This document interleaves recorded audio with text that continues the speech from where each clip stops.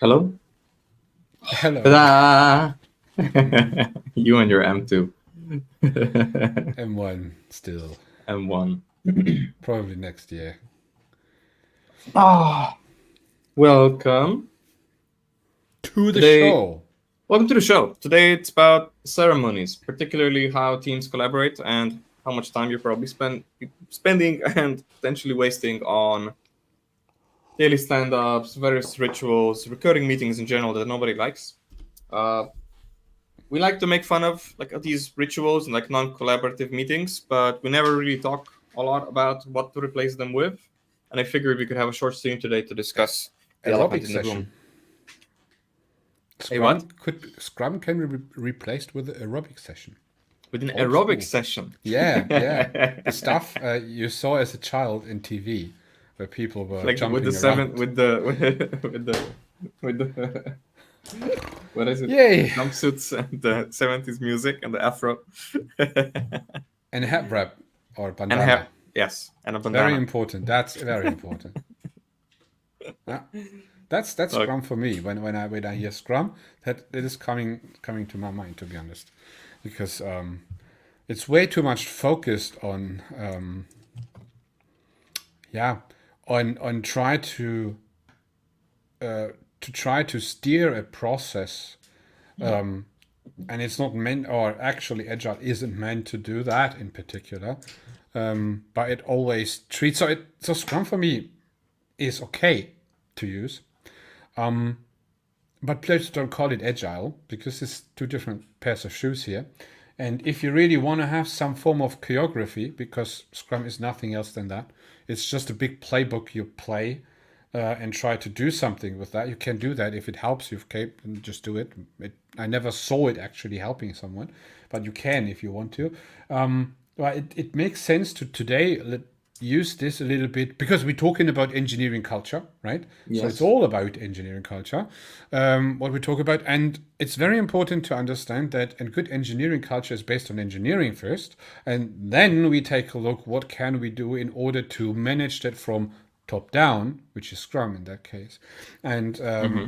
this is the reason why I don't like it, because it's actually hindering a good engineering culture to come up from bottom up in order to support the business. Scrum is Mm-hmm. something which hinders a good engineering culture. And that's Mm-hmm. something many people disagree, but it is definitely like that. And I saw too often the proof for myself. And we should stop in general to think that software engineering is a progress from top down, which we can just control in any form, check and control. It is not like that. So, for example, if you build a house, yeah, on a building Mm-hmm. site, you had an engineering part, you had an architecture part beforehand. Everything or most of the stuff is set already, and the persons who build that stuff know exactly by a plan what to do, how many bricks they need, how many cement do you need, and all those kind of stuff. But there's a big difference between that and software development. In software development, you don't know that yet. So it is a little bit, you know roughly that it should be a house. It Well, is not like it is, and for this, it's very important to make the distinction. But I wouldn't use something which is actually meant for more like a waterfall process to mm-hmm. use up on a process which we like to have agile on the engineering side.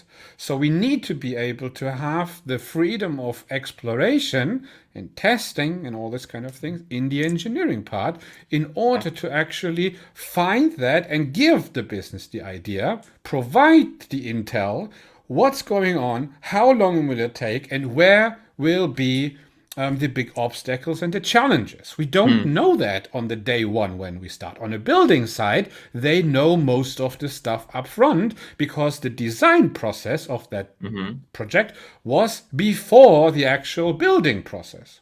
But in software development, the design process is an ongoing one, and the building process is just a CI/CD pipeline in the end. Ah, but you said design.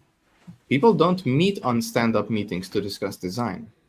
I very rarely see design being discussed. If they were discussing design, I would I would encourage that even, because That's true. that would be builders meeting to discuss the architecture of the building because they discovered something important. But it's not never about design, and that's a good point. And I like you were bringing up this corollary between design and creative work versus management process, right? So Agile, Scrum is an implementation of the Agile Manifesto. It adds more to it. It is not the direct behavior of the Agile Manifesto. For that, the Agile Manifesto is enough. Scrum adds a little bit to that and constrains a few things. It's the things that it constrains that are actively harmful. By having a too rigid process. I like to call it hinder, not strange, not constraint, because in reality, so when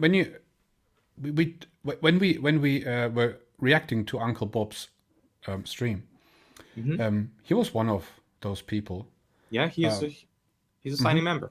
Exactly, and he said that this was a pure engineering thing. Yes. Had nothing to do with project management. And I think this is one of those points. You see that when you do or try to do real Agile as a developer, you know what he's talking about. And the biggest point is, we often call it the gap between business and development, the gap between the project management and the developers, the product owner developers. There are always those gaps. And Scrum does nothing. Exactly. It is exactly the opposite. It enforces to have the gap because there are people like the Scrum Master, the product manager, the product owner, who are in a form imperative. That's actually different. Yeah. The Scrum guide doesn't tell you that you need that. It's the paid certified Scrum courses that tell you that you need that in order to sell more certificates. So even the Scrum guide doesn't tell you that you need that. They say that you need the role of that to be embodied in the room. They don't say it needs to be a person that has that title. It's the certificate givers that started with that trend to sell more certificates. Always like that. Q, hello. Comments already. Hey, it's been a while. How's the project going? Really curious. One of the LinkedIn users, I'm guessing this is one of the Thomases.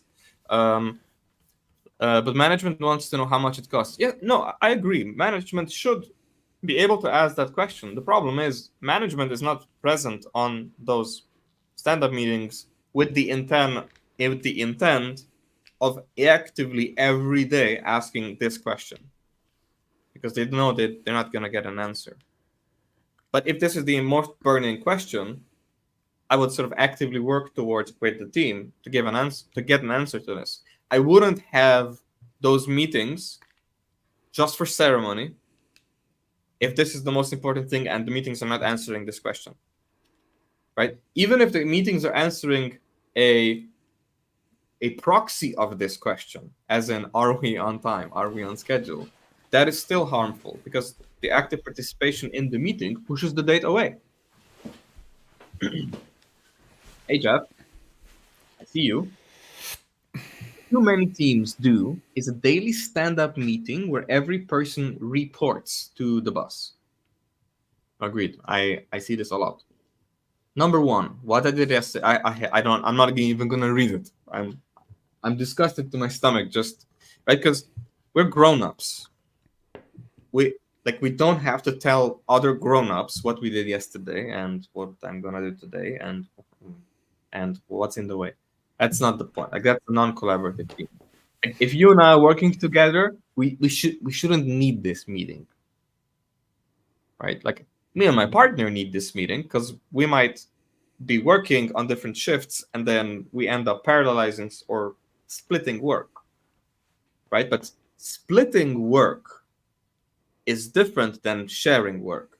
Sharing work is a collaborative effort. You and I in the same room working on the same thing together, and each of us have their own part actively, now, synchronously. Splitting work means I do something today, you do something tomorrow. That then requires reporting. But it is the splitting of the work that is the problem, not the reporting structure. I would like to add something and this is positive if the split work is accidentally moving in the same direction. Hmm. If the split work is moving in different directions, as in this is two different projects, then that is not split work anymore. That's just two individuals parallelizing work, and they're not even working on the same thing, which means that they also shouldn't be reporting to each other. Yep. And they shouldn't be reporting to the same boss for no reason. Go Quickly ahead. to the point of Jeff here. He also has Point some 1 follow-up. and 2. Yeah. I think everyone who is working in some form or another in a constant progress as a software development, as a software developer, programmer, whatever, you know how it works. You think what you want to do today, Yeah. and then you start to do it.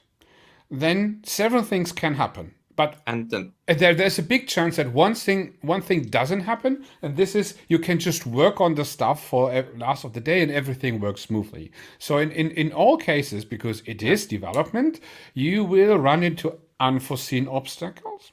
Yeah. You will get a call or a message where you need to do something else right now. You need to go into communication, hop into a meeting, switch a big, you have a big context or something like that. And every of those things were not part of your plan. What you want to do today?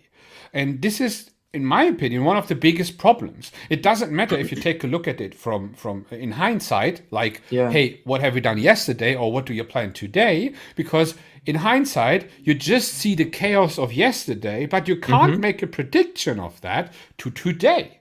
Because you don't know who is calling you, when and how often. And maybe no one is calling you, but there are obstacles, and suddenly you need to work on an environmental problem instead of your actual business problem. Yeah, there's too much CO2 in the office, and the environmental problems take. Exactly. Sorry, And this is, I think, one of the big problems with what any form of, let's say we have the daily stand-up meeting here now mentioned, Scrum. There are other methodologies, or even some people don't use the terminology methodology, just do stand-ups because they think, hey, another company was standing up every morning.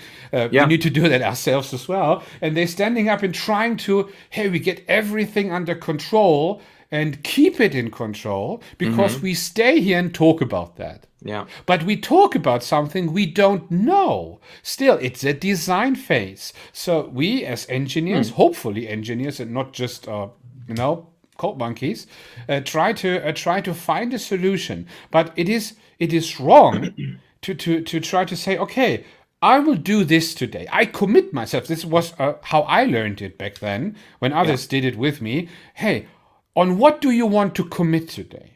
That's nonsense. You don't want to commit to anything else than I want to commit to make progress. This is what I want to do. But you can't tell because now it gives what an the progress illusion will of the be. commitment. It gives an illusion of the commitment. The right? only thing which and happens, but the only thing which happens then is the typical toxic environmental problem, where you run into, I need to fulfill my commitments, making a lot of over hours just to get the answer from the project manager. Oh, we decided we actually don't need that feature. Yeah. And if you hear that three times in a row, you want to leave the company anyway. And toxic work environments will often reward that, whether you did what you said you would do, right? So if there's an active KPI element to you saying in the morning what you'll do, and then if they measure, did you actually do what you said? That is not a healthy environment long term. Jeff also mentioned this, right? So if you want to know cost, then let's do what is needed to determine and report cost. I think this is even a too shallow analysis of this problem. And Jeff does have I see your other message. I'm displaying them slightly out of order to keep it light. The point isn't how much does it cost. The point is the business wants it cheap and early. We should be focusing on getting the product out cheap and early. Doesn't matter what it costs. If we don't know what it costs, it's not gonna freaking be cheap and early, right? So we should be focusing on trying to make it cheap and early. And if we can't make it, the given scope, cheap and early, we should try to determine which scope can be given cheap and early, and then give the business a chance to analyze, if I give you this scope cheap and early, will you want this not cheap and early? And then have this conversation with them. Because if no, then it's also not pursuing reporting and determining the cost. Because people forget, if you ask me how long it takes, and I now go into analysis, that analysis might take me 3-4 days, which means I am now pushing the project away. If I tell you, oh yeah, the project will take 3 weeks, but I just lost 4 days. I'm not gonna give you the number because those numbers are already gone. This is the big mistake. People say, oh, we need to plan how long this costs. Yes, but planning how long also takes time. But you're not reporting that. People usually don't report this meeting took 2 hours. People don't report it took 7 days to come up with these estimates. That's the problem in those kind of planning meetings. This is now not the stand-up. This is now more road mapping, sprint planning, etc. Regarding cost quickly, I think a root cause why we have those systems is because we try to regulate this environment and we try to, as you said, Manage, cheap and early. But now let's be honest, how do you actually run a successful project? And this is what I see really, really often. So you invest into the right product. That's one thing, but no matter if you invest into the right product or not, you won't make it by getting as soon as possible to the point where you earn money, because this leads to another problem. You take way too many shortcuts, and you will fall on your nose. Optimization has a lot. Exactly. So what you need to do instead is take in a holistic approach, sit down with everyone. And this is the reason why Agile was invented in the first place, so that we know what our engine, which is the development department, who doing this design process, how we can find out over time how far we need to go and how much it will cost. And we need to make sure this is the point isn't getting it. It is very important to understand. Very important to understand that you cannot do this with a fixed budget. You can't. Don't do that, because I'm sick of helping companies because of that nonsense reason. Stop it. You can't, because you can't predict it. No matter what nonsense methodology you use in order to try to constrain developers and force them your will on, in order that they can take into look into some magic glass to tell you what it means. You don't know that, and you will not use that. Instead, you need to make sure, can you afford, when you estimate, have a rough estimates are okay, but don't make deadlines out of them. If you roughly estimate 6 months for your first version, where you could earn money or get the first response from the market, go and make sure that you have money for 12 months, for twice the amount of time you estimate. You don't want to spend your entire budget working on the first increment, because if you're right and it was the right thing to correct, you want some money left over to continue investing into it. Because it might not be immediately cash flow positive. You might burn through your budget to prove market fit, but you might not have optimized for cash flow. You might have optimized for the right product long term, which means that if between now and the long term vision you ran out of money building the first increment, that is what you should have validated. You need to have something unless you're a sustainable startup from the beginning. And now you're going to use this as proof of concept to get more funding, but that's risky, right? Because you might not. That's risky, especially in that moment. If you're just two people, as a team or one person, that's one thing. If you decide for yourself to live that kind of life, but now we're talking about serious things and not that hobby nonsense. Then we can talk about 6-month projects. An MVP has to be weeks. Exactly. And what the last thing you want to have is, in the last month or some month, when you actually already have a product, you start to lose your team, because the environment got so bad inside your company because you ran out of money, the stress was going high, all-nighters, weekends, all this kind of stuff. And you are close to the finish line and all your foundation breaks apart and you don't know why. Don't know, right? You always knew it could happen, but then you say, but I can't trust my developers. This is nonsense. This is a This is now a leadership and a management and an investment problem. Hugh This is what they need. commenting on Okay. this exact problem that he's facing in his company. And Jeff mentions early equals iterative development, continuous delivery. That's true. So the point of Agile, there's something you said, Adrian, like in the middle of your rant. rant, which is you don't want to optimize for cash flow. It's actually, being cheap and early. The point isn't to optimize for cash flow. So we don't want to optimize for the product that gives us a trickle of cash flow, because we might not be able to survive on trickle, right? So it might not be ramen viable, or like the chances are very low that is a viable strategy. It might not even fit the business strategy or the business model of the business, right? So it's not worth optimizing for. The point with cheap and early is that we want data. This is what Jeff said. We want continuous delivery. We want data early and frequently for one reason. We want proof that we can build that grand vision that takes a lot of money in 6 months, that takes a lot of money in 12 months, something that is not cheap and fast, cheap and early. We want to prove that we can actually get there incrementally, that we can build increments of, we'll build this, and then we'll build this, and then we'll build this. I have twin daughters. It takes 47 steps to get them ready for kindergarten in the morning. I know. When I'm waking up in the morning, I'm like just running through the steps. I can't see the end of it. I'm done in 15 minutes, but it's the amount of steps is crazy, right? So that's how your project feels. Your project will feel like, oh my God, it's 100 steps until we launch the thing that is worth it. And what you want to prove is that the 99 steps prove with data. You want to prove that you are capable of building 99 steps that will get you there. Otherwise, you're building something that just leads you astray. That's the important bit. And that's now my segue to Hugh's questions. Jeff had a bit I hadn't shown yet. Jeff said 10 minutes ago. Too often team members don't really care about what others are doing because they are not actually working as a team at all. Exactly.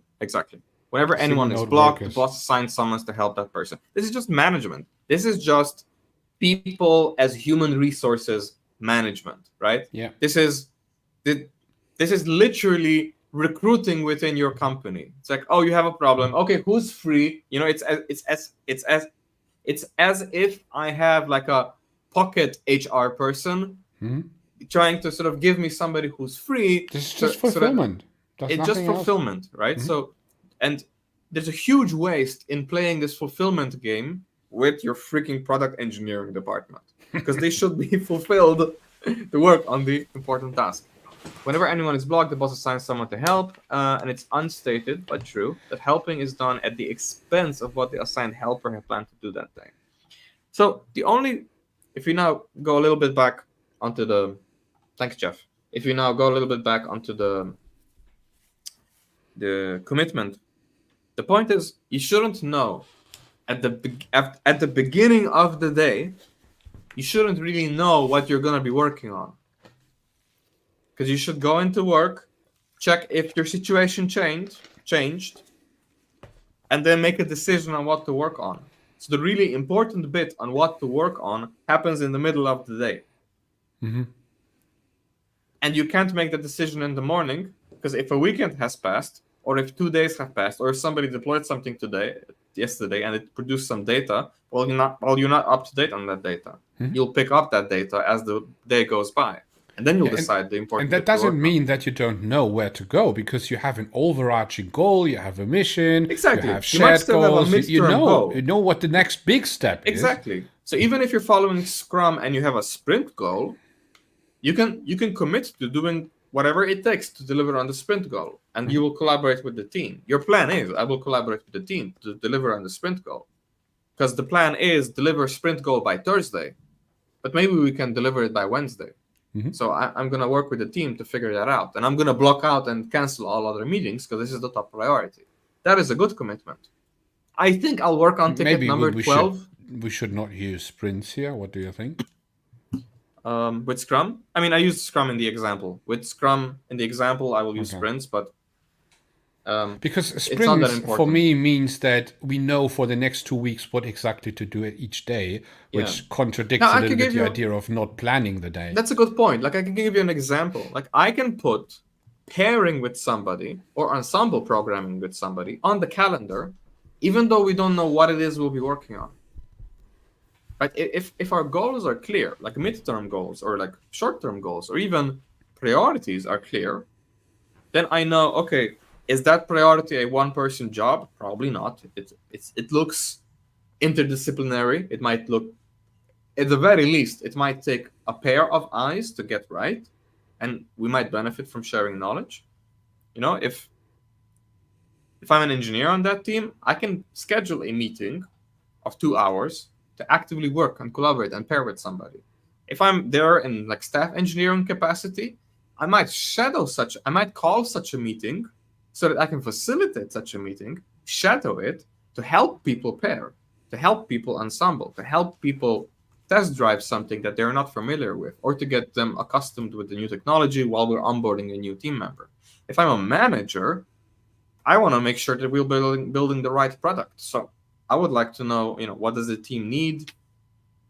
Were there any onboarding issues? What is the growth plan for the team? What inspires people? Are we giving them tasks that align with them? That's more in the people planning capacity. But you might be a technical engineering manager. You might be an engineering manager who knows, who overlaps heavily with the role of tech lead. What you don't want to do is sort of be this sort of ivory tower Jira master, where you just look at Jira and just. But we have a question for that. Yeah.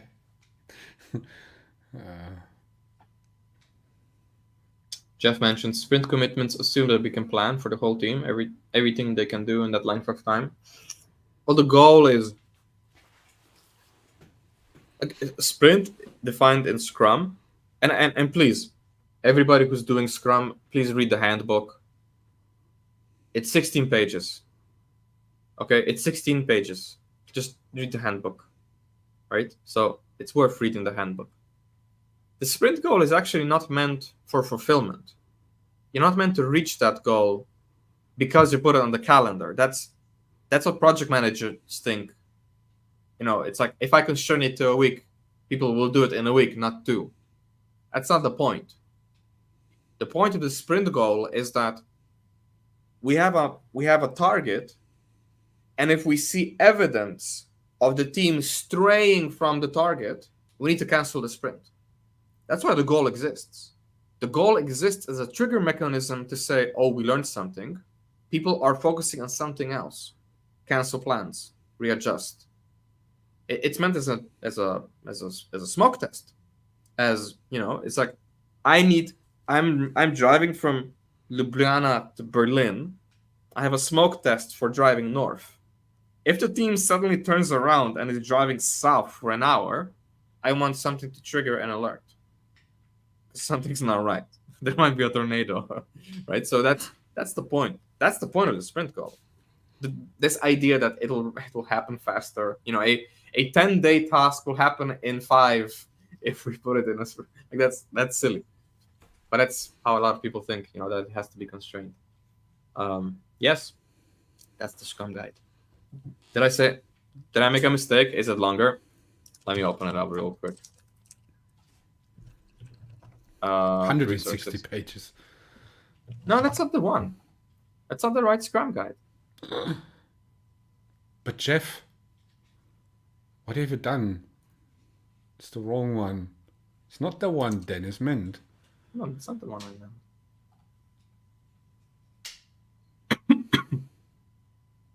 I think we can add this later, maybe, if someone is No. interested. The official, if you go on scrumguides.com, the 2020 Scrum Guide, the official guide has 13 pages.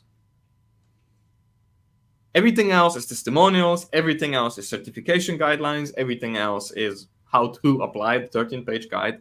Right? But the guide itself has 13 pages. That's enough. If you're following Scrum, just please remember. I'm not suggesting you follow Scrum. What I'm suggesting is that if you are following Scrum for whatever reason, please read the freaking guide. It's so short.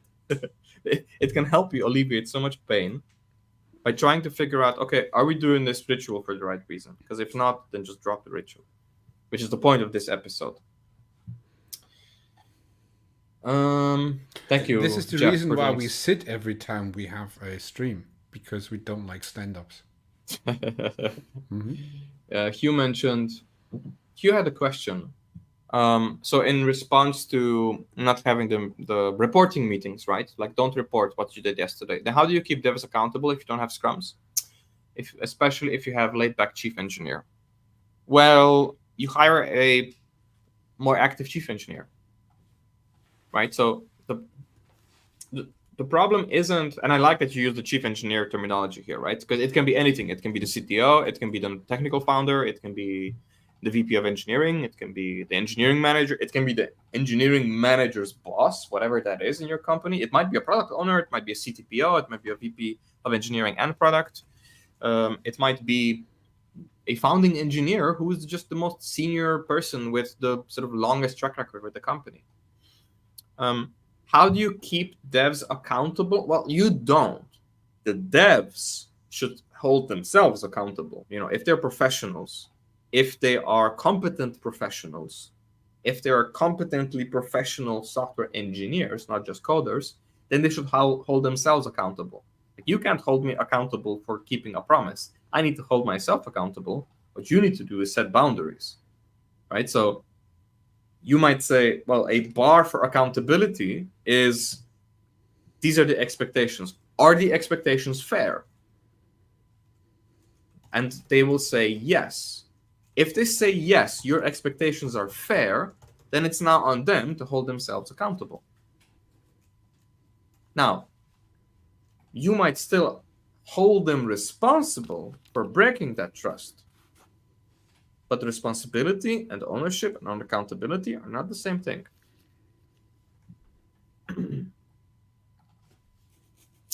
Because responsibility and accountability in this case is a curative action. It's like, hey, things didn't go according to plan. Who's accountable for that? Like, that's what you're really interested in as a sort of more strategic person, as a founder, as a VP. It's like, who's accountable if things don't go according to plan? Well, it's not the engineers. It's the process. Who set up the process? Well, it's that laid-back chief engineer, right? The process dictates how the engineers, how much professionalism can get sort of through from each individual contributor to the product, to the company, right? So you want to increase, you might have very talented engineers and only 1% of their talent can make it to the code base because of all the rituals and formalities. That's what you want to improve. Hugh mentions, I'm still going, getting users shortly. He said he had a budget limit and now it's twice that budget limit. Still going. Okay, but just hang in there. Like you said, if funding is available to you, if you're in a kind of ecosystem where it makes perfect sense that the product you're building will have natural product market fit, you just need to iterate to get the right product onto the market on the right time because of seasonalities, because of legal issues.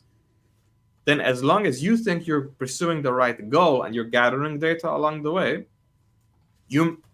there might not be any other alternative where cheap and early is available to you. You might be building an expensive product. Now the question is, what is the risk? Like, how are you managing the risk along the way? Right? Are you building and releasing increments along the way to users to manage the risks of maybe the thing that you will build 3 months from now, maybe users won't like that. There's a risk to that. How is that risk being managed? And that is a process problem. That is a product leadership challenge. I don't like talking about problems all the time. Any comments here, Adrian? Sorry, I was a little distracted. All good, all good. Okay now? Okay. No, not yet. Yeah. Just Okay. a little thing I needed to take care of. All good. Can you please repeat the last question? So no, I just ask you if you have any comments regarding, how to keep the developers accountable.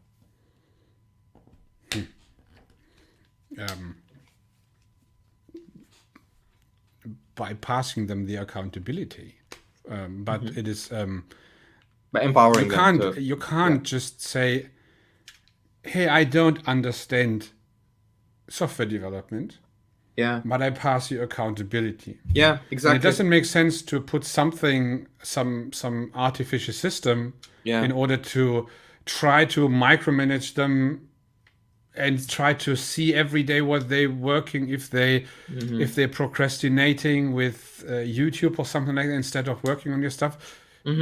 When you have this, you're already lost. Yeah.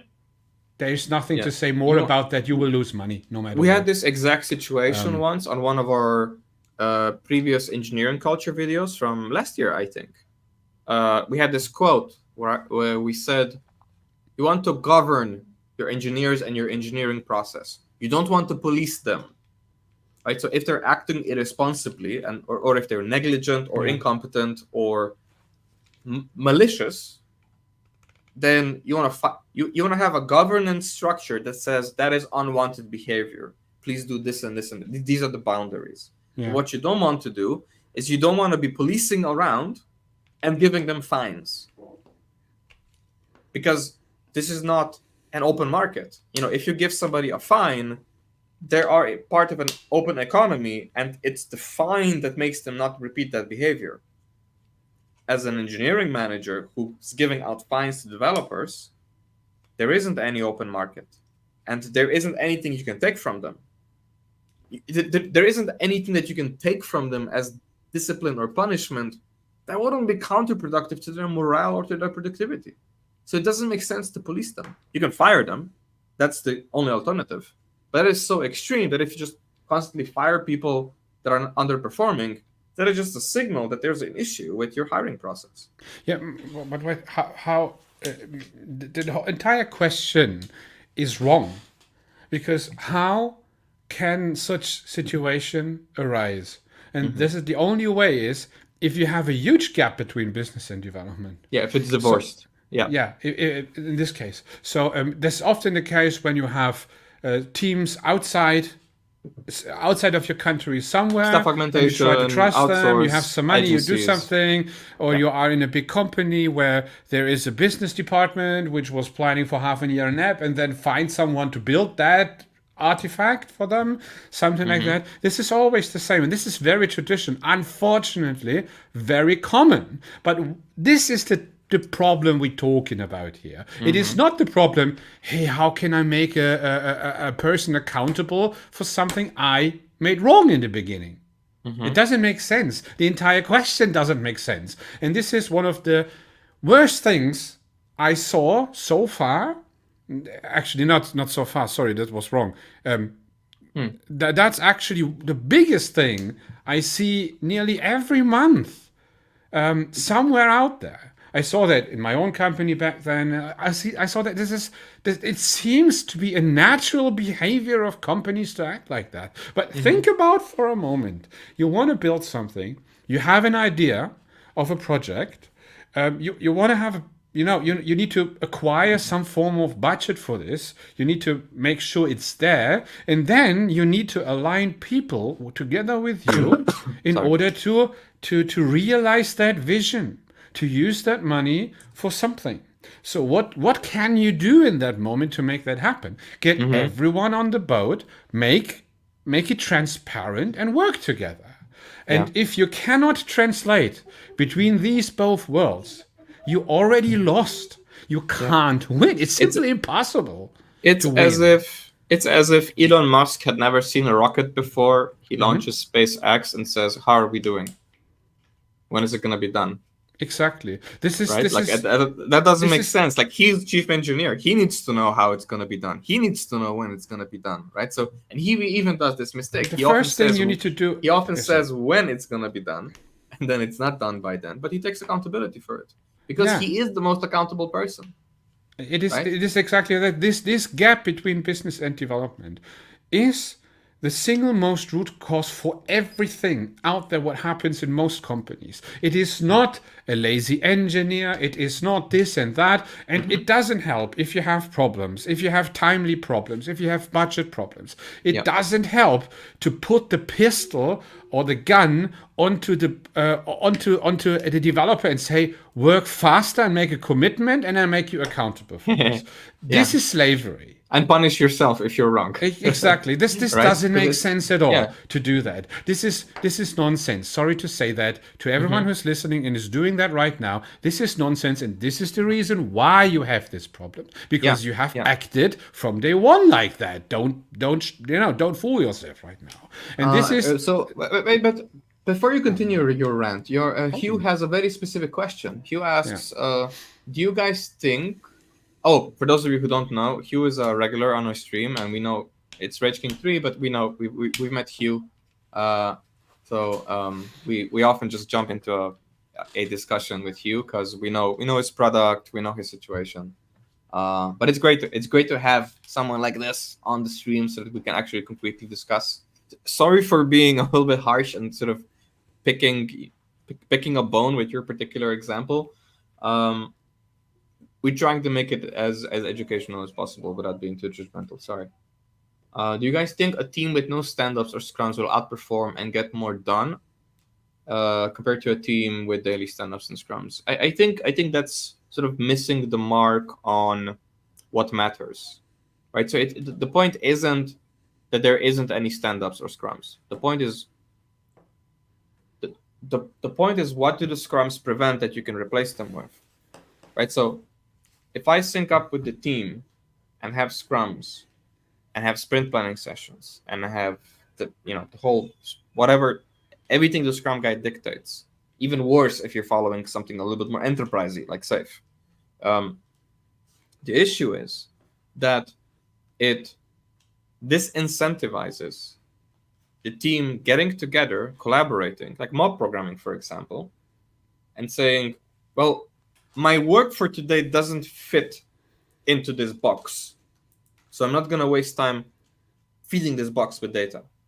I'm going to do the work, and then I'm going to report on the work.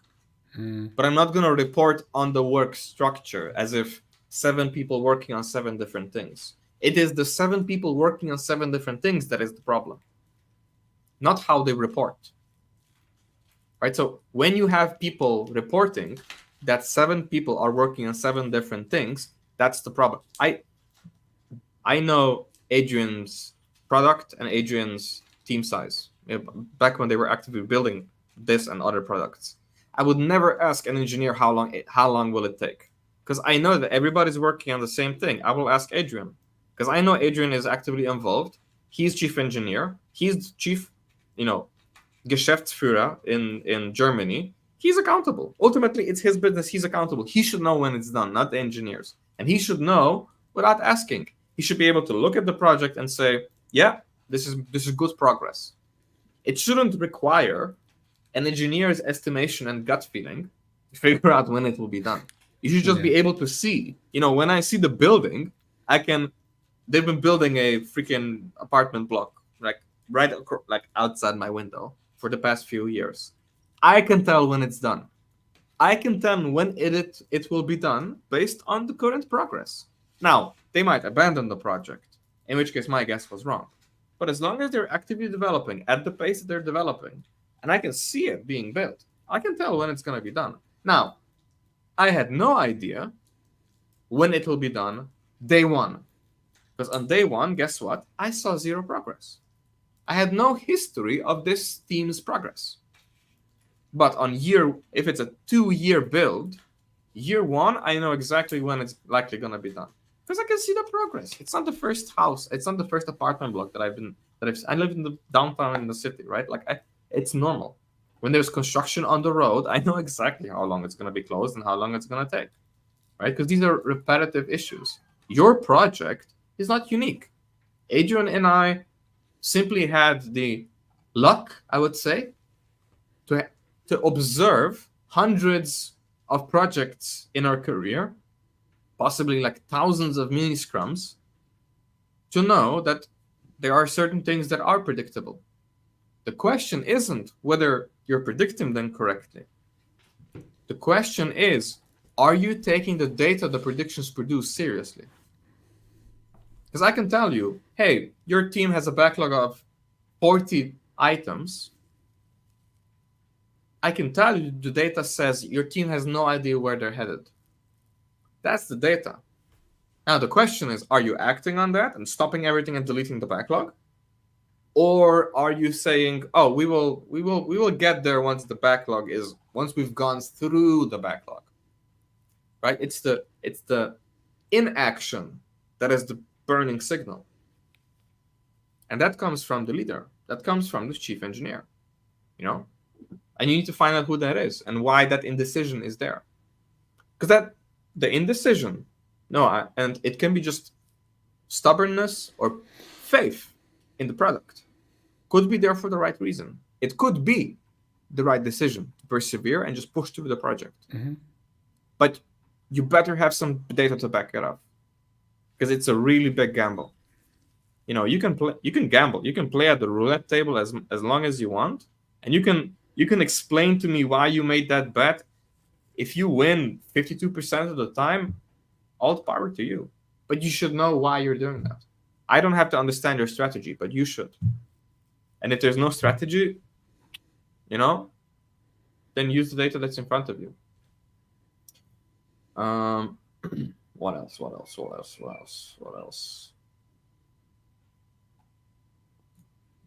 We have another comment from a new stream audience member. Correct framing for sprint goal / commitment is actually forecast. Actually,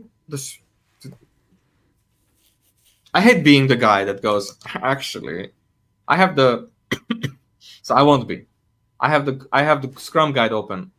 I'm gonna read now from the Scrum guide what the goal is for. I'm gonna go to the table of contents. Table of contents. Sprint backlog product commitment. The sprint goal, page 11. Let's go. The sprint goal, and I quote from the Scrum Guide from 2022. This is the US edition. I can share it. It's this link. Modern age era thing. I shared it. I mean screen sharing. Oh, screen share it. Oh yeah, sure. Even more modern age era. Sorry. Brain fart. Okay. Can you font size? No. Always an issue, right? We good? Yep. Yeah, we're good. Sprint goal. The sprint goal is a single objective for the sprint.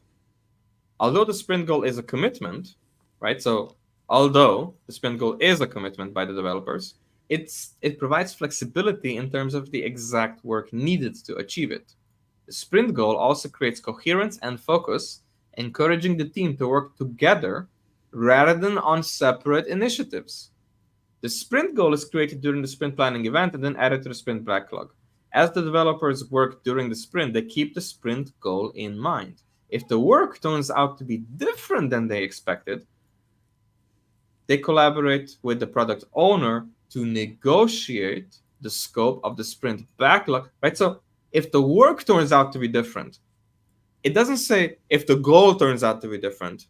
It doesn't say if the outcome turns out to be different. No, if the work turns out to be different. If the developers end up working on something else than what they said, then that is a signal to cancel the sprint and go talk to the person who is having the role as product owner. Which makes sprints pretty much unnecessary at all. Which makes sprints pretty much unnecessary.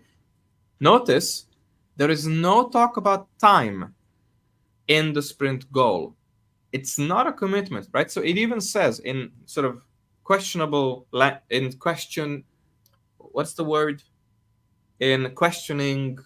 language that although the sprint goal is a commitment by the developers, it's flexible because you don't know the exact work needed. That's why it's a sprint goal, not a work commitment. You don't commit that you'll work on something.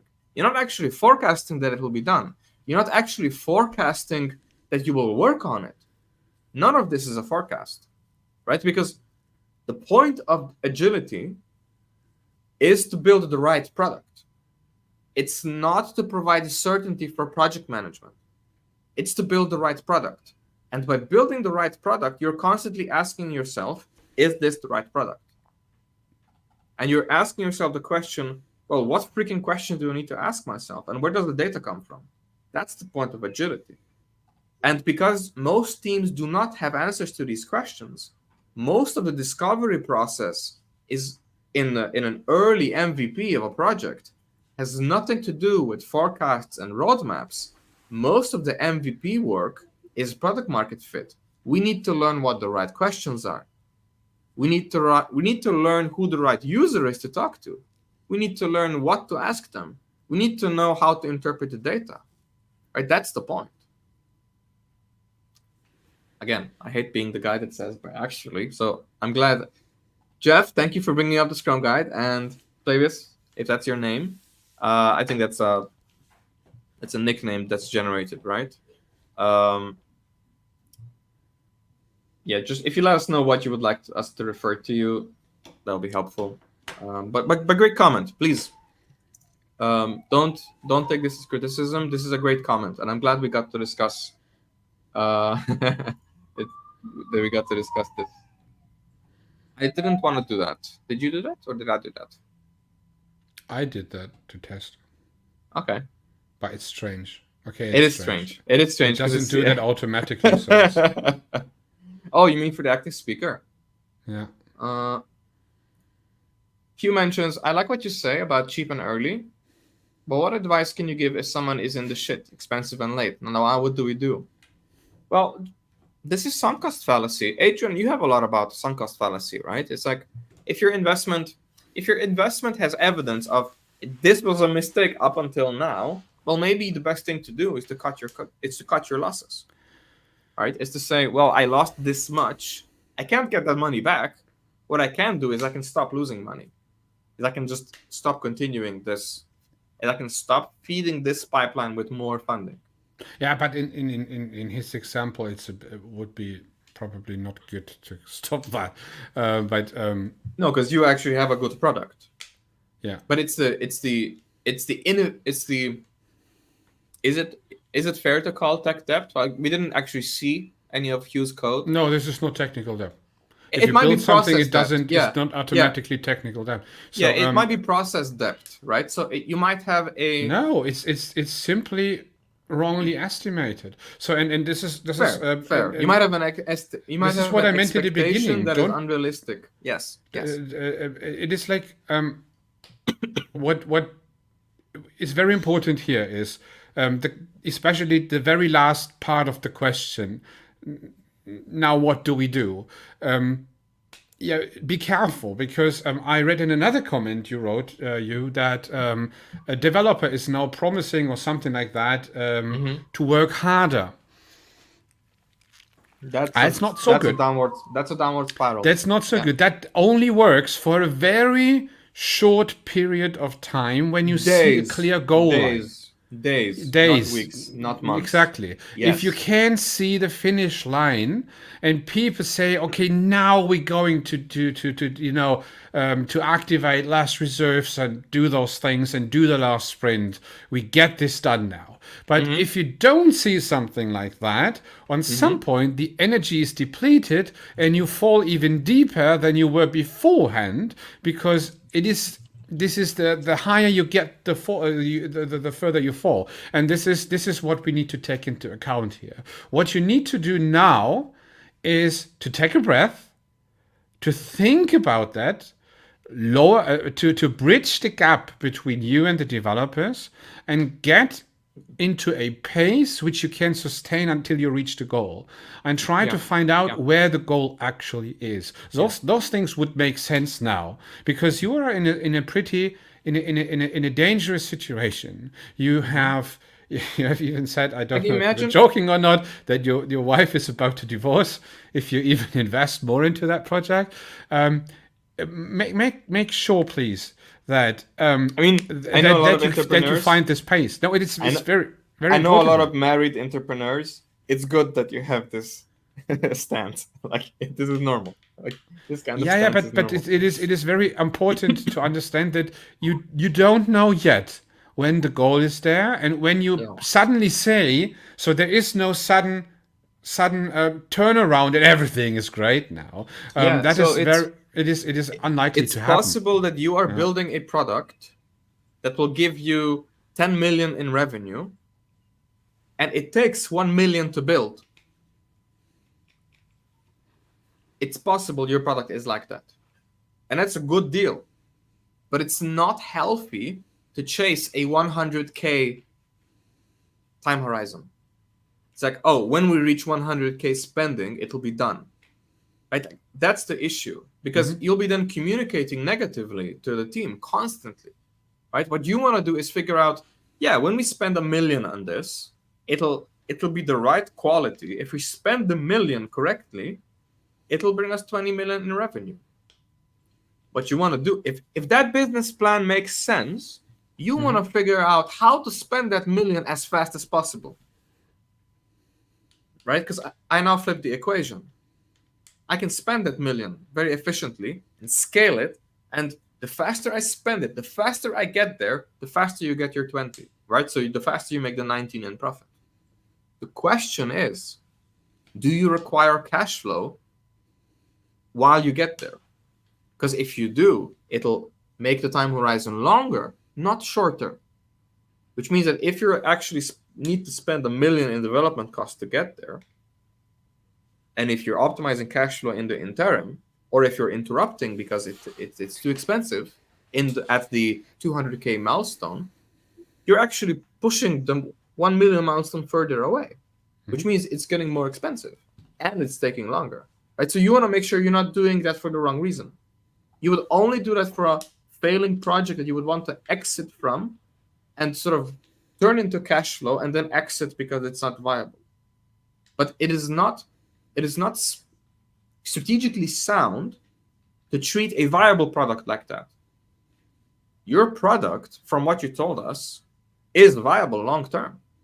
You already showed market fit. You even had users on it, but then you decided to pivot it slightly and iterate on it. Yeah, now you should treat your developers and try to get a pace which is more like a marathon, a full marathon, not a half one, and not like a sprint in a stadium. And the this marathon, is a different story right now. Like imagine. So there is a super marathon, like there's Legionnaire and Ironman sort of type of super marathons where you run many marathons consecutively, right? So the challenge there isn't to run fast. The challenge is there to really pace. Okay, how slow can I run to get there in a reasonable amount of time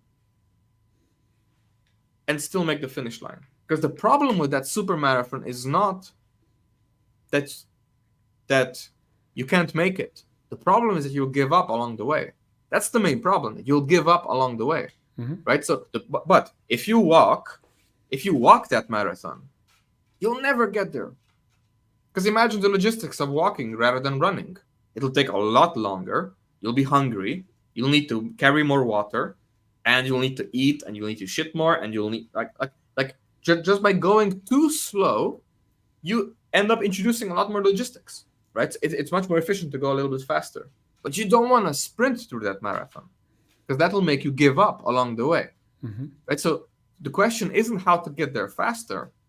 The question is, what is the right pace where positive goals do not require heroics? Right? You don't want to work harder. Right? Like your normal process should be able to deliver a product that you're proud of. Yeah. Normal process. A normal process where people get to leave work 10 minutes early. That's normal. Interestingly, Right, so, that is what most people in the software business learn after the second or third attempt of building such a product. Burnout, exit, but probably not in the yeah. first attempt. Yeah. And this is for me the same. So today I know exactly that if engineers or me are doing over hours, it actually changed nothing. Yeah. What changes is next week no one wants to do anything anymore. This is the downside. This is always like it's going up. Great, more performance, and suddenly it goes down. You know, and every time the same. Just from you telling the story, I got goosebumps. By the way, here's the links if you want to reach out to us, if you need any kind of mentoring or coaching, and to our respective newsletters. Right. So when people call me for coaching, this is the first thing they do. They ask me, "Hey, Dennis, what can we improve?" And it's obvious. Like, to me, it's obvious. What's not obvious? You're rushing too much. You're rushing. Right? Thanks, Hugh.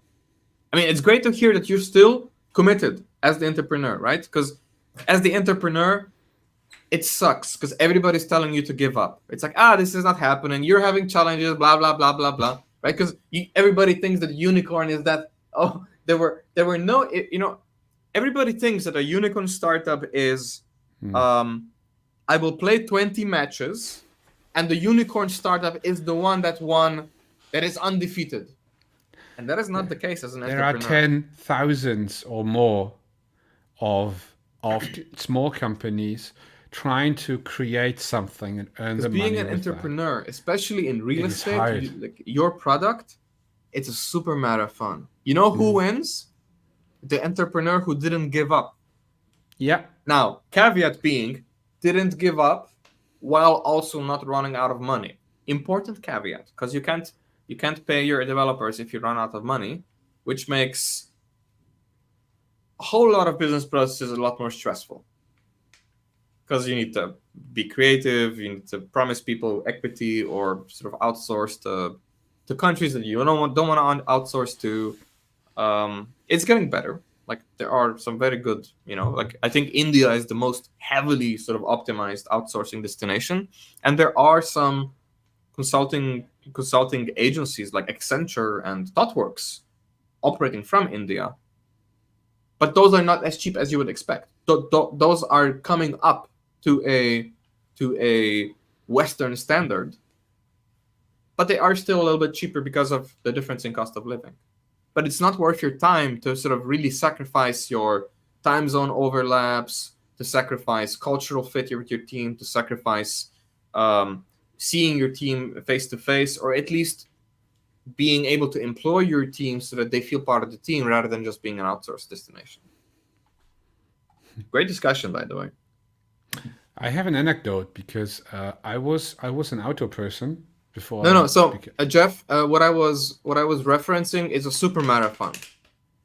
A super marathon is when you I think do 8 marathons consecutively, right? So it's one marathon is 42 kilometers. So I think super marathons like that are 400 kilometers, I think, or 350, something like that. Like that's the whole point. It takes a very long time to walk. But I think his point is more the actual human point of thinking about a marathon and walking and stuff like that. And I just wanted to make a quick anecdote because Sure. I was attending to several mega marches, 100 kilometers in 24 hours, and I find them harder to actually run, to be honest. Because you have totally other challenges there. Just keeping your feet not bloody is hard enough, to be honest, because you joint pain, knee pain, you stress back your body pain, so much more. But just walking, sun exposure, exactly, day and night. Don't forget, it's 24 hours. The elements, cold it's in the even night. hard to run the half ways. It's 12 hours, not getting enough 50 sleep. kilometers. Yeah, it's heavy. It's heavy, and the best thing you can do is, getting back to the analogy, is don't try it as a first attempt. It is always good to go smaller steps. Sometimes people plan too big. For example, a person who never trained won't be able to do a 100-kilometer march. It is not possible. So you need to train. You just need to know what happens on the run. And not because they're not physically able, but because they will give up along the way.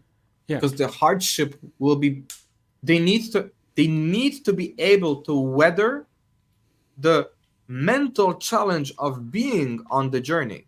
That's the main point. And that's the same with entrepreneurship. See, most software engineering like projects or products, they don't fail because the engineers are not able. They fail because the engineers lose motivation and they think they're not able, so they stop trying. And then they Standard exhibit the human behavior. Yes, and then they start stagnating because they think it's not possible. They think it's not worth pursuing. They think it's not worth sacrificing for. They think it's not worth bettering themselves for. They think it's not worth getting a full night, saying no to alcohol, getting a full night's sleep, eating healthy, exercising in the morning. They think all of that is not worth it to then bring the optimum to work because the journey at work is worth it.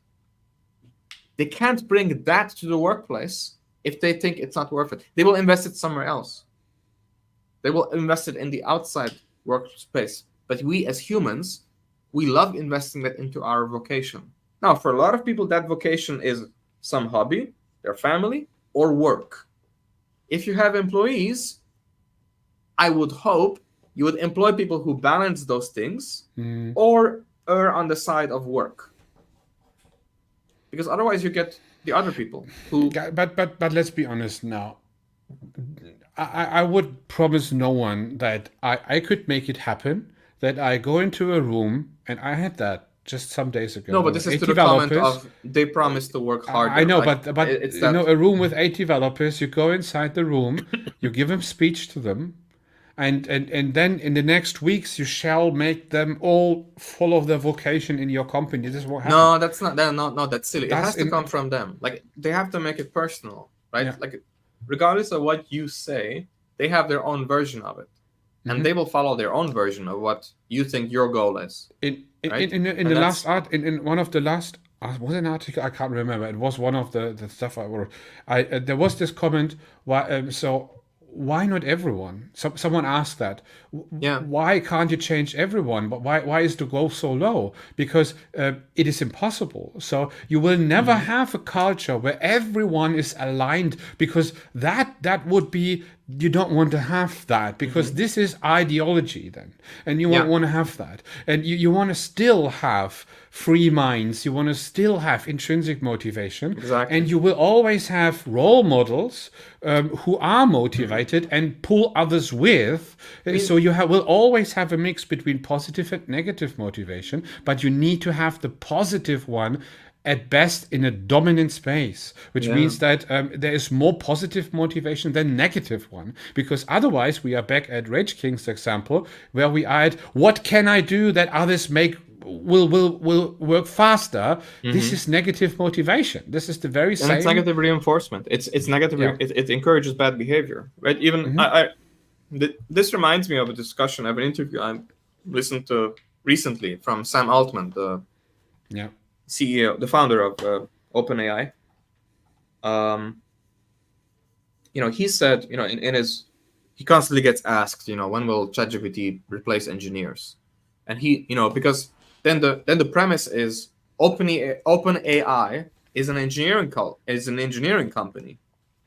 When will OpenAI ChatGPT become so good that OpenAI fires all engineers? That's an interesting question, right? Because if it was ever that good, then they could fire the people who build the product, and then the product could build itself. And he said, well, it's really good at solving tasks, but you don't want an engineer to do what you tell him to do. OpenAI does that, right? And you don't want your engineering team to blindly do what you tell them to do. You want a competent engineer, a professional engineer. You want them to say no. You want them to learn when it is important to say no to the founder, to say no to the chief engineer, and say, or to at least negotiate with them in the context of, look, I can do what you just told me to do, but here are the drawbacks. I think this and this will happen, and we will probably lose productivity for these and these reasons. Now, I can still pursue that course if you think that's the right one, but I suggest we take approach B. That's how you want to communicate with your engineers, right? So you want them to learn, not you. You want them to learn when to push back on you, and you want your process, your stand-ups, or whatever you replace them with, your meetings, to encourage that behavior, right? You want your meetings to encourage disagreement. not reporting on a sprint commitment structure or a goal commitment structure, because that's going forward and nobody gets to communicate. Nobody gets to apply there, right? Because when does new information surface? New information surfaces when there's two people in the room disagreeing. Otherwise, everybody just, one ear in, other ear out. Yes, this was correct information. Continue, right? And it's not helpful. There has to be disagreement. There has to be space for disagreement. There has to be space for discourse. Different There has to be- opinions, and you there shouldn't has be to be space biased. for You should different be opinions. open-minded Yes. and treat it as hypothesis. We've If talked you about that constantly already, have right? meetings with 5 people and they all agree on everything, those meetings are unnecessary. They're Which is shallow, what yeah. stand-up meetings usually are, which is the whole point of this episode today. A great discussion. But there was another thing which is very important, and maybe for you, for Rage King, for everyone else who's wondering why everything is so silent. If you have a healthy culture, an engineering culture, when engineers are actually coming to you. So a stand-up is forcing some others to tell what's going on. But the best thing is that you give a mission, that you tell what is the overarching goal, and then people come to you every day, and when they think it's necessary, and in a good way, it's actually every day, and give you, this is the idea of continuous delivery, and give you feedback every day, what's going on, minor changes, big changes, oh, there is a problem, And- hey, a new success. And if you have this, you have you have a healthy culture. So work towards that point. See, Adrian, you and I, we've been talking about this for 6 months. The problem is, if you've never, like, not you and I, but you, the audience member, you sitting in your chair listening to us, if you've never done continuous delivery, then it might not be clear to you why we're telling you this. But the point isn't that there is something that we're not using branches, we're delivering stuff. The point is that when I have the meeting tomorrow, if I'm doing continuous delivery, I can do daily stand-ups as much as I want. You know why? Because I'm reporting on what I deployed yesterday. What I deployed is data. What I worked on is not data. It's a data point about our progress of our product. What I worked on is just an activity log. I'm just telling you that, yes, I did work 8 hours yesterday. I did actually perform work. I did not, in fact, spend 3 hours on TikTok in the bathroom while I was pretending to take a piss. No? No. You sure? No, I left my phone. No, you can check. I was typing at my desk the whole time. Like that. That's this is why you want to have this new Apple vision. You can leave your phone away then. Yes. Augmented reality. While I'm in the bathroom taking a shit, I can actually program and attend meetings. No, we have a lot of questions. I want to get to that. But the point is, we talk about continuous delivery because we did continuous delivery. We saw continuous delivery being done by high-performing teams, and we saw from personal experience, first-hand experience, what the struggle of going from a overly managed push assignment activity culture and project management culture to a product leadership and continuous delivery culture. We saw what the transition looks like, and it's not easy. And if you're stuck in this camp, it might not be obvious to you how continuous delivery helps you, because you need to experience it. There is nothing I can tell you possibly that will sort of help you imagine that without you seeing it firsthand. Right? So I'm a firm believer that if you don't have continuous delivery in your company, try to get somebody into the company who has done it before. That makes such a difference. And if you can't get a full-time employee, hire a part-time employee. If you can't get that, get a consultant. If you can't get that, get a coach. And if you can't get that, maybe leaders also don't think that this is worthwhile. So maybe you need training in leadership, or maybe you need a leader who's seen continuous delivery, although they never implemented it. That you just need Hey, somebody. you should start by the leaders. So it Yes. is not a good idea to try to do that bottom up, because you No, can. bottom up is hard. So we have, I've No, discussed that you already. can do it. You can do it bottom up if there is no resistance from leadership to go into a more data-driven continuous delivery process. Yeah, But if they actively don't believe that that's Yeah, but this is the helpful, point. If they there will would push be no resistance. resistance, then Yes, it yes. would come from top down. This Yes, is the point. yes, And there is a yes. reason why people ask sometimes, how can I do that? I had that already, mentoring, stuff like that. Yeah. People ask me, how can I do that? Because my manager doesn't want this. How can we do that? So this was in the context of the credibility content track, where we talked about credibility, Yeah. that you can build up credibility by practicing or going into the direction of continuous delivery in order to show constant progress and build up credibility. But this is no guarantee in the end that you have a full team, including the entire, let's say, product process, where you're actually working in that idea, including the business. So there is no guarantee for that. You need to work from top down in this case. This is the best way. And this is the reason why I always say, hey, it's good to start with a CTO, because this, if you have a CTO, the CTO is the person who needs to initiate those things. You can say, okay, for example, just a little example, because in larger companies, you have often this idea of, hey, we have microservices, team independence and stuff like this, but there is governance in between those teams. There are certain qualities, non-functional requirements and requirements, for example, like continuous delivery, because this is a requirement. You can't do anything. This is non-negotiable. This is governance. You need to do that. Yes. But everything inside that, it's your part. And this is something we need to understand. There are some things which are do have a undeniable better to practice than others. We do have a few questions on governance, so I want to get to that. Is there anything else you wanted to share, Adrian? No. Let's go. So Thomas has a question. Dennis, the strategy to give people a shorter time to fulfill some task, goal, or anything is a psychological strategy. It is to focus on the main thing to do. So this is, I believe, referencing Parkinson's law, right? Parkinson's law? Parkinson's law. Idea.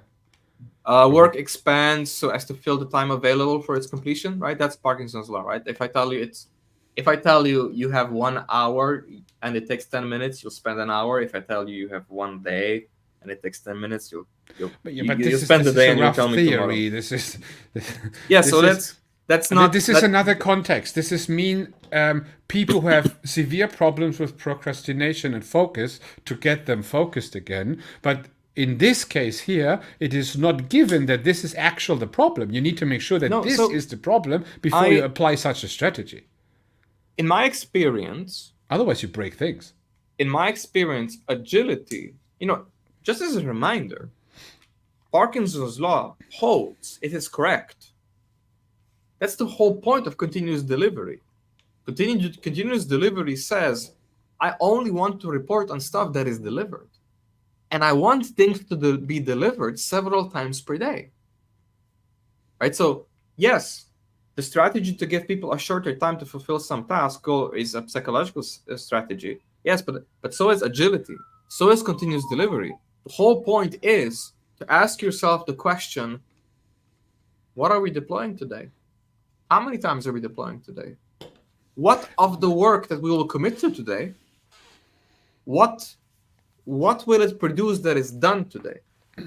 That's the important aspect of continuous delivery, that if you're having the problems that we've spoke about up until this point, you're not practicing actively. That's the whole point. It's to say, well, this is a long marathon. Me having walked kilometer 0 to kilometer 3, that is output. That is done. And that is delivered. Right? So there's this idea that, okay, now I can stop. Now I can say, no, you know what? 3 kilometers was enough for me. I'm going to stop now. That's continuous delivery. It's walking 200 meters and saying, okay, do I want to continue? Do I want to continue running this marathon? Or do I want to do something else now? That's continuous delivery. Is to have a finished product and say, this is what we have. Does it make sense to continue?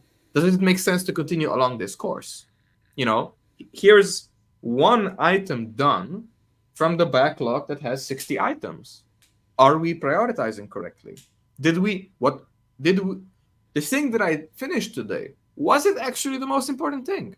Because if it wasn't, it's possible the entire backlog is incorrectly prioritized based on new knowledge that we just gained. That's the process you want to follow. That's the questions you want. You want disagreement with the backlog, right? You want people to constantly question, you know what, Hugh, that Trello board with the priorities, you want your team to constantly question whether that board is correct. Because it might not be. It very, very well may not be entirely correct. But your big challenge is, what if it is completely wrong? Because if it is completely wrong, then it's possible that you don't have enough repetition in creating such a backlog. Imagine you deleted everything and you had to replan your next 3 months. And you had to do that every day.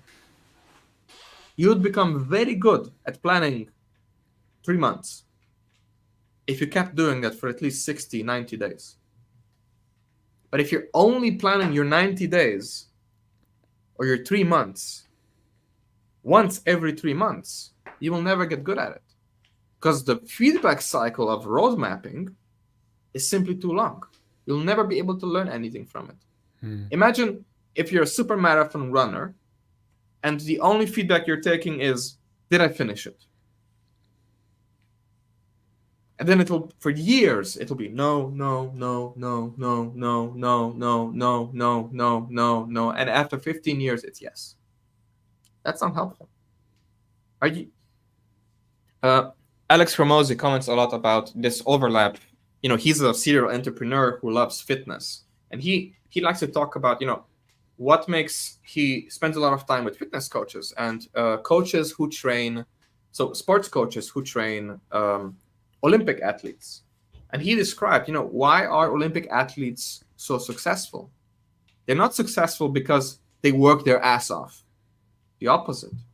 They are so successful because they have figured out how to consistently reward themselves for progress. They are able to continuously deliver on, today I will do this, and this, and that will be progress, and it will be rewarding. It's not, I will reward myself when I get the gold medal. Somebody who thinks like that doesn't persevere long enough to actually get there, and they might not even improve to get there, because they don't reward themselves for progress. If they are not able to reward themselves for progress, then they also can't measure that they are making progress. If they can't measure that they are making progress, they might actually not be making any progress, which means they're stagnating, which means there is an ever-increasing depth of, I think we're making progress, but I'm not sure, but we'll get the payoff when we get there.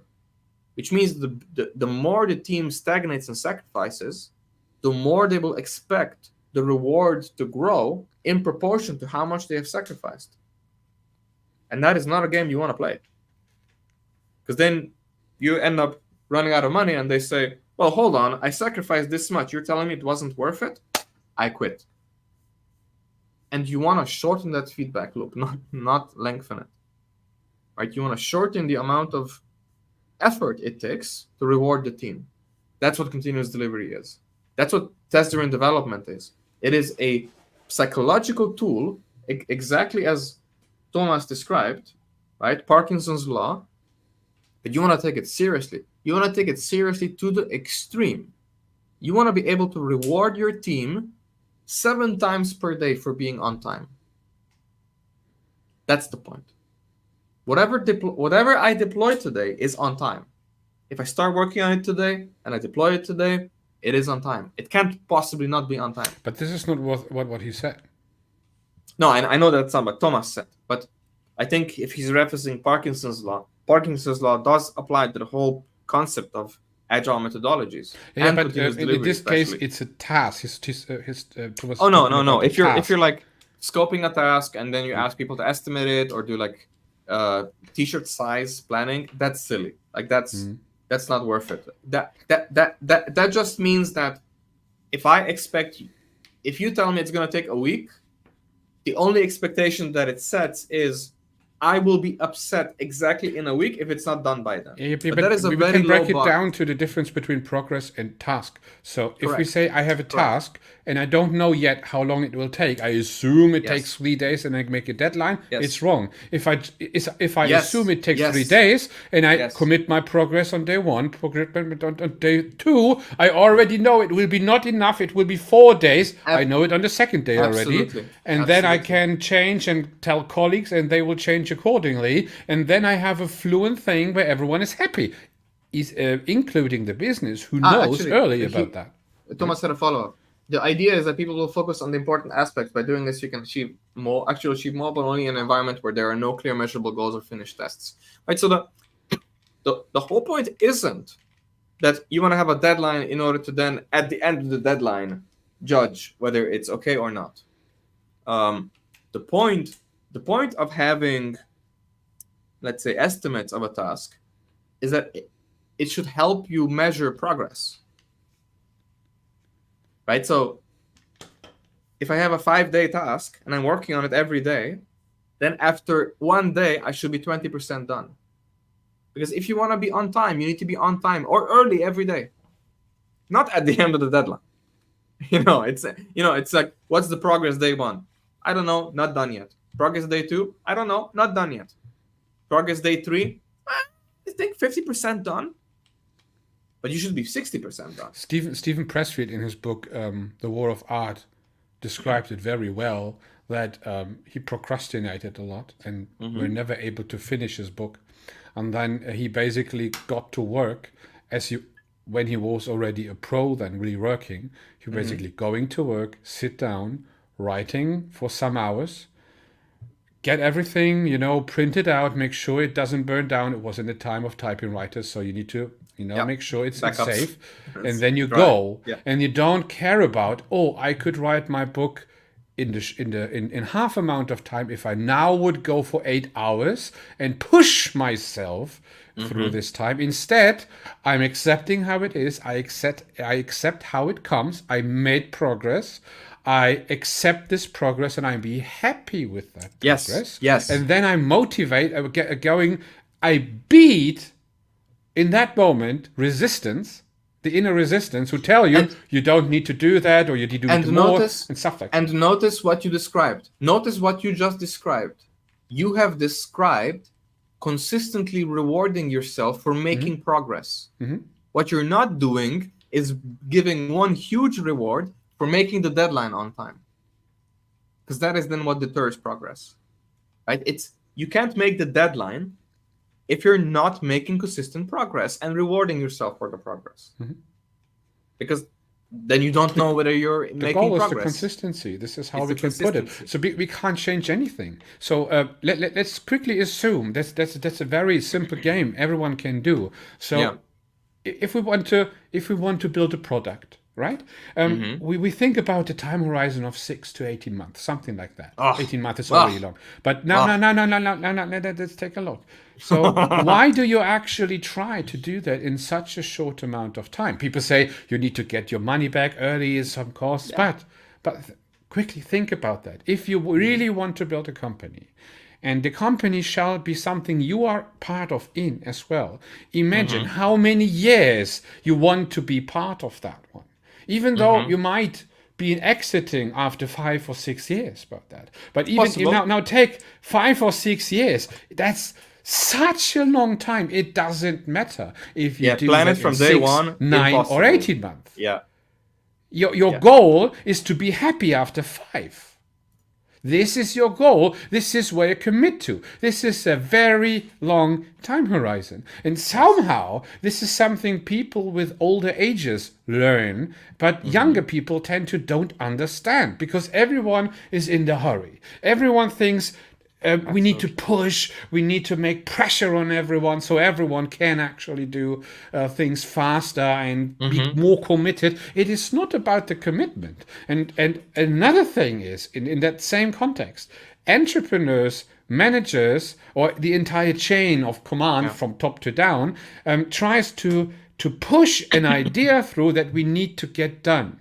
The problem is that there is a different motivation at the top than at the bottom.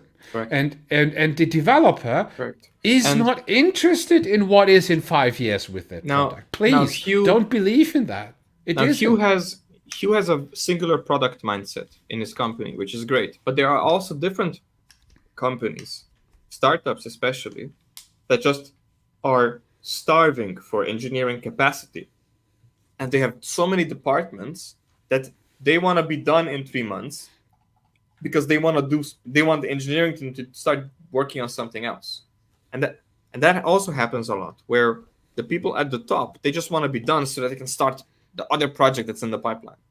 Right? Agencies are notorious for this. Like you don't get any consistent progress from agencies because they are only pushing for being done on the deadline, not for making consistent progress. And then investing into the things that actually show evidence, like data, that it is worth investing more, that it is scalable upon investment. We have a lot of questions. I just want to recognize it. Abdel asked a question. I only have almost 15, an hour. 50 minutes at most Yes. left. So No more commentary, just questions. Abdel asked the question an hour ago, and we're getting to it now. He asked, how do you bring that governance onto the development team, other development teams, right? So this was in context to policing versus governance. Short take, you set expectations. The question is wrong. How you bring governance on the development team? There is no governance on. There is governance in between teams. Yeah. So in a single team, you have no governance, and you shouldn't. Yes. There is governance on the entire organization, and it offers incentives. It offers expectations. It offers boundaries. It offers the ability to take on responsibility, right? So you bring governance by empowering people, by saying, I can micromanage you, or I can tell you what's expected and you can do it your own way. The former is policing. That's micromanagement. That's why people hate it. The latter is empowerment. It's governance. Let's stay to the question. Stick with the question. So how do you bring governance into your company anyway? Not onto your team, but alongside your team, so that your team can align to the governance. This is the idea, actually. It is simply like I'm talking about requirements, non-functional requirements in context. This is what you need to provide. So, in other words, expectations. So you have expectations. You provide a shared goal where others then can align and share this goal with you, which is the mission or the vision sometimes. And you need to make sure that those requirements and non-functional requirements are such a framework that no matter what the team is really doing, as long as they align to those, which is then the governance, right? They will be aligned to this overarching goal, but you leave them enough freedom to decide how, because what you shouldn't do, and this is what Dennis just said, is the micromanagement part, is to tell them something, because in that moment, and this is actually the only reason, is you take away every chance of responsibility to grow, because take away the ability to the make ownership, decisions. you have still the ownership in that moment, which is the reason why we shouldn't put governance into teams, because this is imperative, and this is I, as the boss, still have the ownership of the problem and not you. You just they do know what I that tell if they you. don't solve the problem, you will, and then that prevents them from growing. Exactly. But if you leave enough freedom and they know the goals, then it's basically like, oh, it's ours. It's our task. We need to develop the responsibility and work in a mature way, which is the foundation of an engineering culture, one of the pillars I defined like that. And then you get to the point where you want to have it. But let's in leadership coaching circles, we call this "don't steal their problem." Right? So don't be the person who will solve the problem if they don't. If they don't solve the problem, it's still their problem to solve. Don't solve it for them. Which means you have no business doing heroics if they fail. You need to let them fail. And you need to not punish them for failing if you've allowed the environment to enable that kind of learning journey. Me being first-time leader, I hated how my mentor taught me leadership in my first round because I was very unsuccessful. I was being told, Dennis, I'll be here, I'll help you. Just go around, make mistakes, and fail. And I did. And for every failure, I was heavily punished. Right? So, and what did that tell me? You know what? I don't want to be leader on this. I don't want to be leader anymore because you're encouraging me to learn by failing, and then you're punishing me for failing. And I'm like, I don't want to play this game anymore. And they say, resistance, nice. We need to work on. I'm like, no, I quit. Okay, this is policing, right? This is camouflaged policing. This is micromanagement by proxy. I don't like bullying, this. Actually. This is bullying. Yes.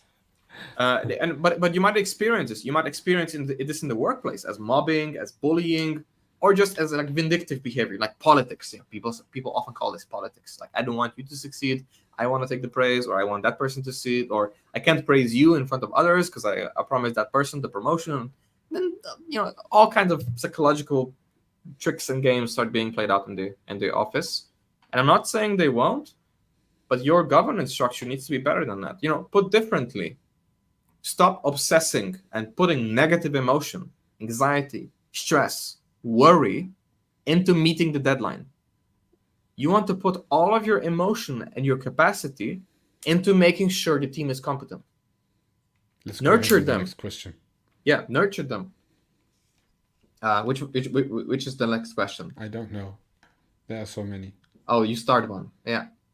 But great conversation today. Actually, stat or start? I'm just gonna stare. No, it's start. It's 2 R's. You need glasses, Adrian. I have. Jeff mentions one thing commonly said with extreme programming, XP, using pair programming is there is no place to hide. Yeah. We need to be transparent. Like, we need to make the data do the work. There can't be a person working alone and isolated in a corner with nobody knowing what they're doing. With real teamwork, every team member knows how well all other team members are doing, and team members help each other to make the team succeed. Yes, yeah. Full agreement. I'm an XP guy. If you haven't noticed, it's totally true. Yeah. Like, if you haven't noticed, I'm an XP guy. Jeff, I felt this. Thanks. Then there is Thomas's questions. So that's Parkinson's law. Hugh mentions one of my devs the other day said to me something that made me work harder. He says, I believe in your mission. I believe in you. I think I need to inspire more people like this. Already. We did manage this. Scrum guide. Jeff mentions, I think that if the work turned out to be different than they expected, means the work needed to achieve the sprint goal, not, we discovered that we went off in a different direction, like we thought we needed to do X, Y, Z and to accomplish G, but really A, B, C are needed.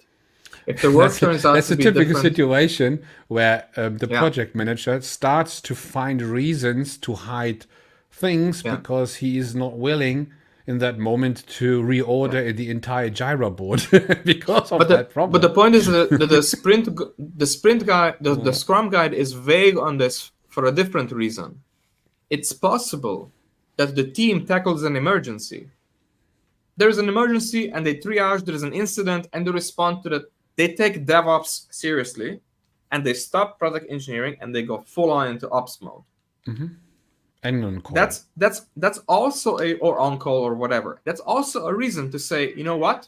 We are not following the sprint goal anymore. We're not doing A, B, C we're not following a different path to accomplish the sprint goal. No, our priorities have changed and we don't have time to the sprint goal right now because we messed up something with ops, which is something we delivered 3 months ago. And now we need to take this seriously. Our pipeline became red.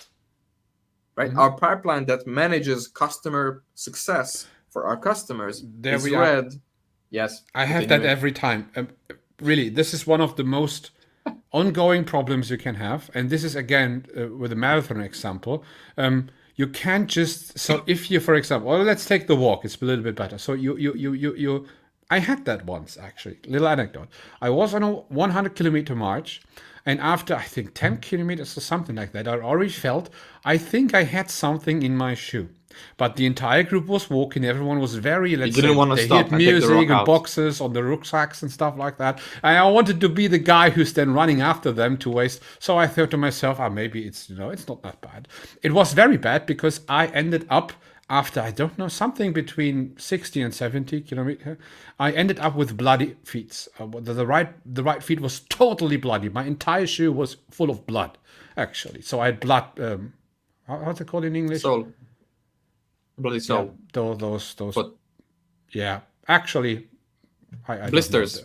Blisters, bloody blisters. Yeah, and yeah, they all. blisters. Yeah. It was so painful. I And actually you take a couldn't step stand and it's it anymore. painful. There's nothing worse than feeling pain on your feet when you're having to carry it. What is the anecdote now? The anecdote is I wasn't taking the end on court, so I wasn't bothering the team with the problem I had, and I, as a team member, wasn't there anymore to finish that stuff. Yes. That's the point. So it would have taken around 1 minute at most to fix that problem, and it was that problem. It is like that. It is that simple thing which caused that bleeding in the end.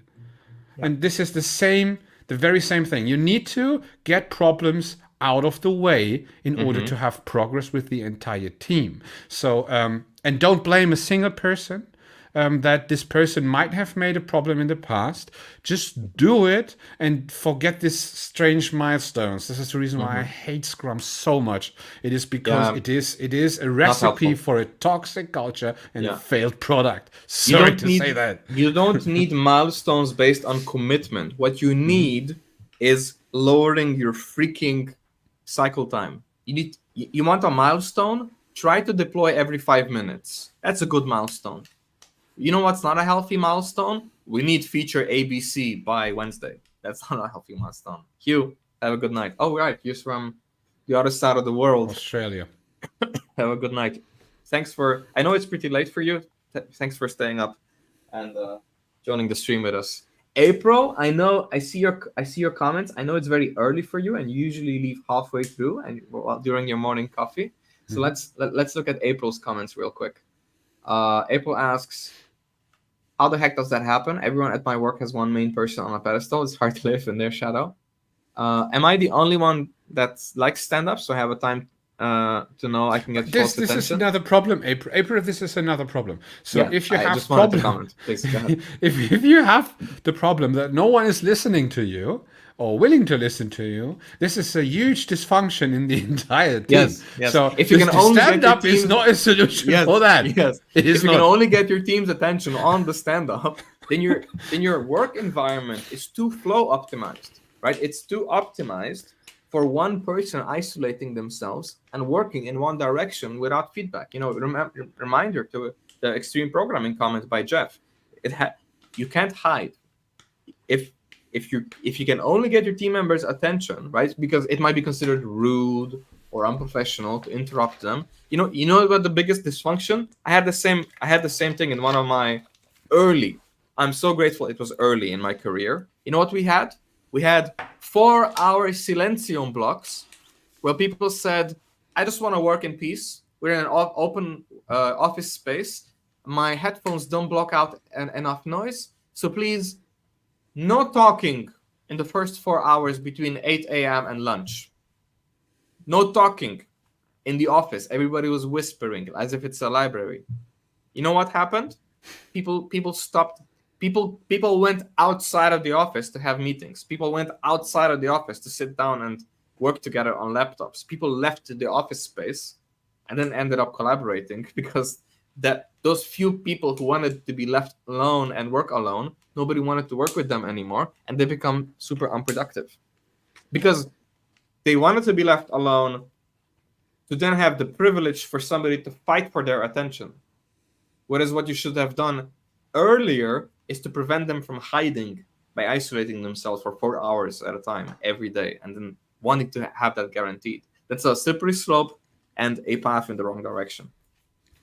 April mentions bottom-up takes so long and it needs one champion. That person can and will burn out. Yeah, so if you're in a situation, this is the curse of the sort of like a mid-tier engineering performance company, right? So you went from complete Wild West, everybody does what they want, to individuals having high standards and certain individuals having low standards. What you're aiming for is for the entire organization to have high standards. Now the issue is you wanna slow down the high performers and encourage them to mentor your low performers, your team members that have low standards, so that they can catch up and you can equalize the playing field. Because if you encourage your high performers to go on even higher, they will leave everybody else behind, and they will then again go and isolate themselves. They won't be able to work with junior. They won't want to work with juniors. They won't want to work with anybody who needs to be onboarded. You will create this sort of lone shard, benevolent asshole kind of mentality, and they will burn out. And they might be your best people, but their problem is that nobody slowed them down. They need to be slowed down and encouraged to mentor, and encouraged to coach, and encouraged to lead more, nurture more, and work less. This is the idea of the average developer, so that that the main focus on the work should be on the average developer. The senior developer should take more the mentoring role instead, and make sure that the business goals as well as the engineering culture at the same time is actually aligned. And this is what it is basically. Yeah, you can only do that as a senior engineer, actually, because for that, and I mean really senior engineer, I don't mean a, let's say, senior engineer after 4 years because someone hired you because of that. I really mean seniority, something where you have you count yourself as a wise person. Yeah, you carry informal authority with the team, right? So you carry influence, not just technical skill.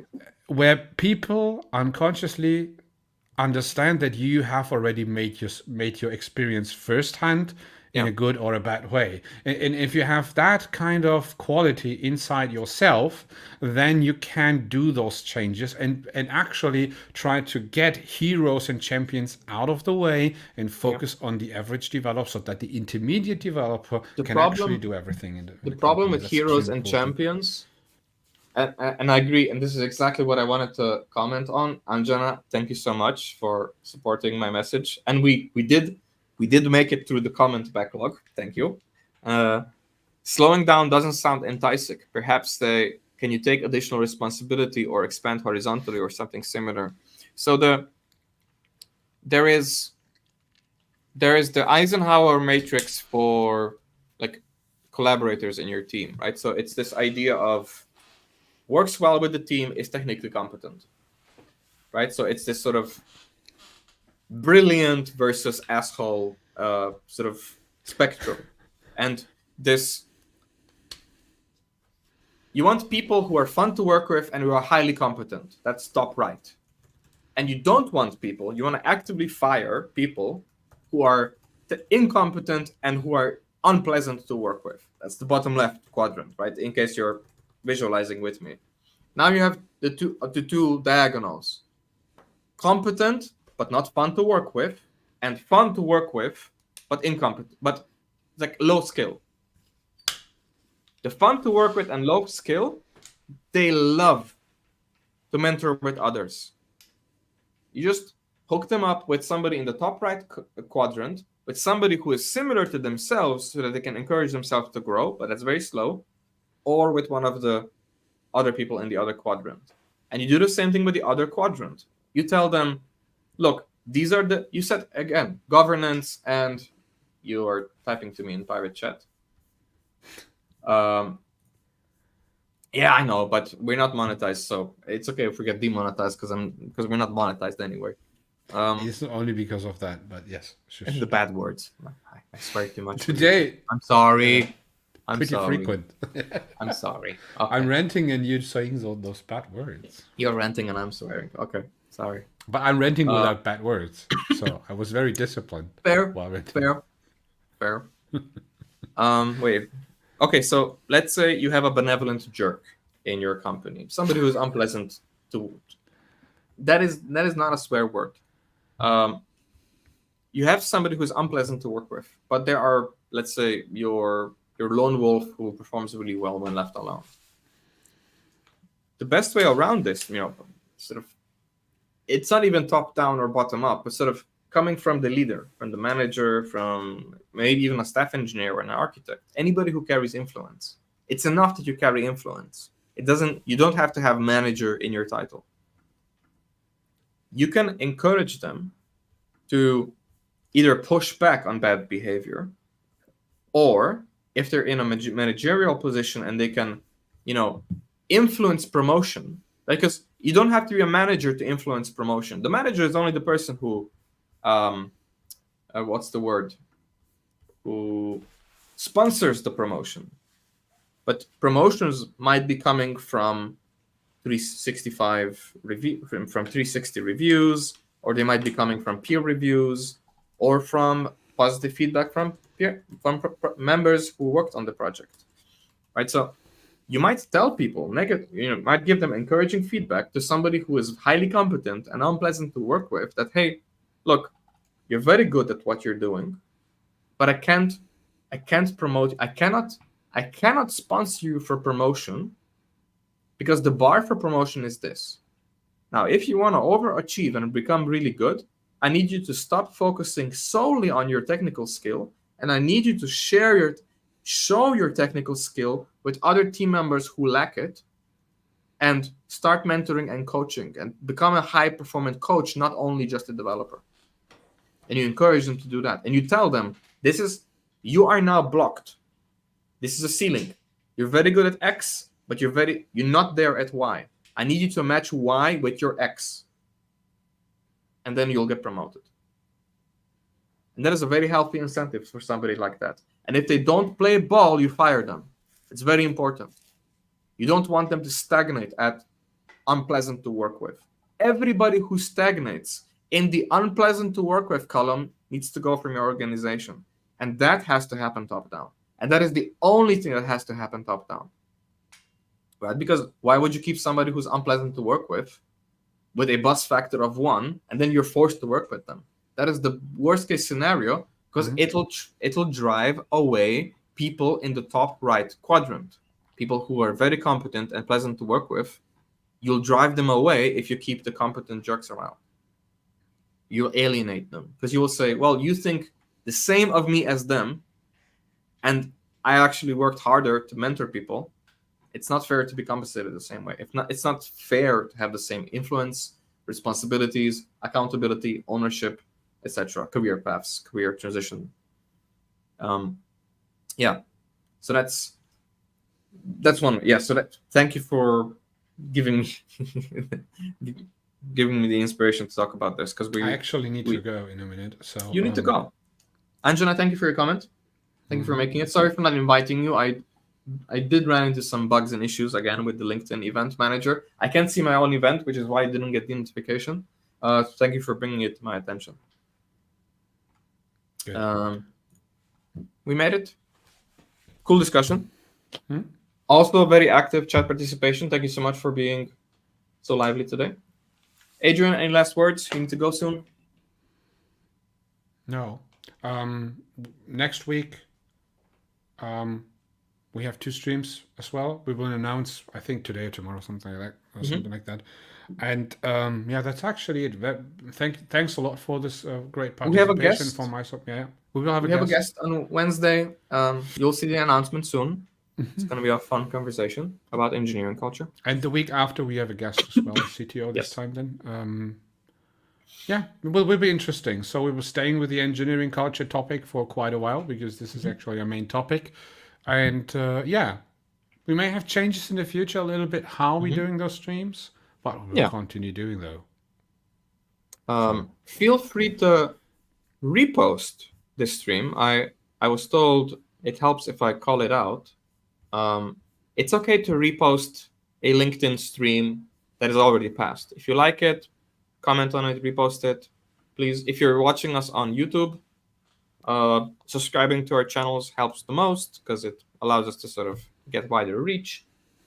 And if you'd like to stay in touch with us personally, you can have our LinkedIns, our publications on Substack, which is Snackable CTO and Crafting Tech Teams. Yeah. Thank you for your time, for your attention. See you next week. Have a lovely weekend. See you, everyone. Goodbye. Goodbye, Dennis. Good guy.